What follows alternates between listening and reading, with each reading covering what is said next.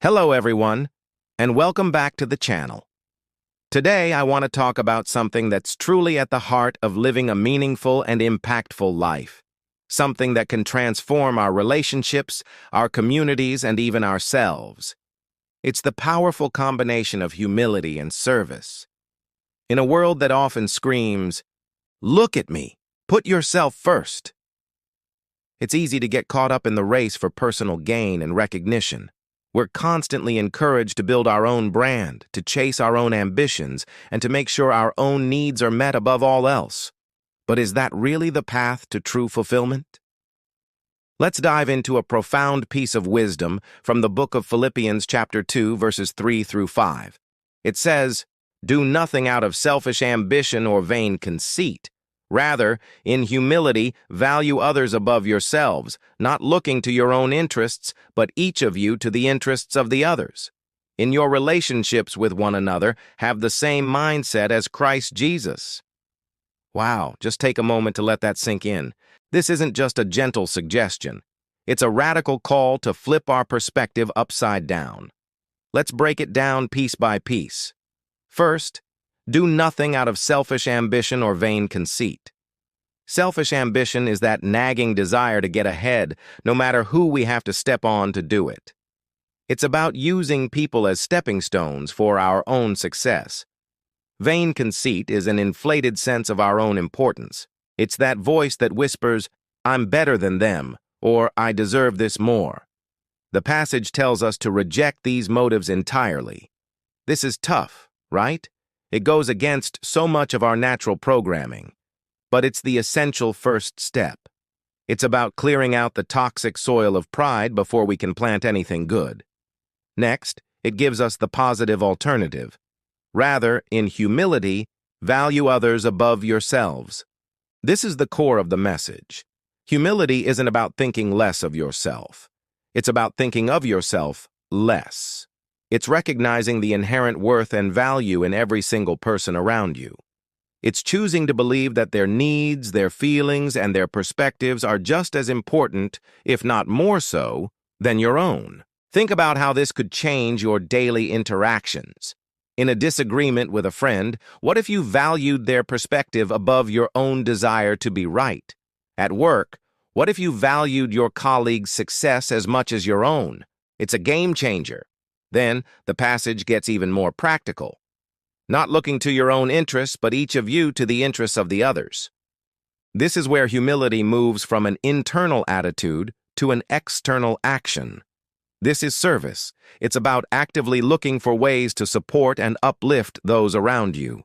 It could be something small, like holding a door open, genuinely listening when someone is having a bad day, or offering to help a neighbor with their groceries. Or it could be something bigger, like volunteering your time for a cause you believe in, or mentoring someone who is just starting out in their career.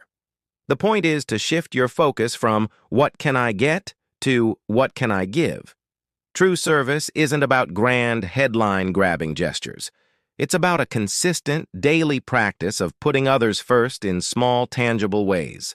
Finally, the passage gives us the ultimate model for this way of life. In your relationships with one another, have the same mindset as Christ Jesus.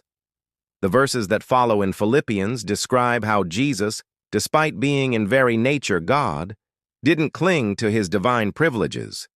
Instead, he emptied himself, taking the form of a servant and humbling himself, even to the point of death on a cross. This is the gold standard of humility and service.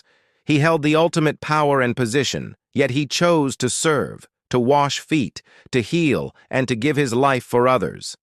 His life shows us that true strength isn't found in dominance, but in service. True greatness isn't found in elevating ourselves, but in lifting up others. When we adopt this mindset, we start to see the world differently. We see people not as competitors or obstacles, but as opportunities to love and to serve. So, how do we actually cultivate this in our own lives? It starts with a conscious decision. Each morning we can ask ourselves, whose interests can I look out for today? How can I value someone else above myself? It requires us to be intentional, It means pausing before we speak to consider the impact of our words. It means looking for the person in the room who feels left out and making them feel included. It means celebrating the successes of others with genuine joy, not envy. This isn't about becoming a doormat or letting people take advantage of you. True humility is rooted in a secure sense of your own worth, a worth that doesn't depend on external validation or comparison. When you know you are valued, you are free to value others without feeling threatened. Living this way creates a ripple effect. When you act with humility and a servant's heart, you inspire others to do the same. You build trust, you mend broken relationships, and you create a culture of kindness and mutual respect. Imagine a workplace, a family, or a friendship circle where everyone was committed to valuing others above themselves.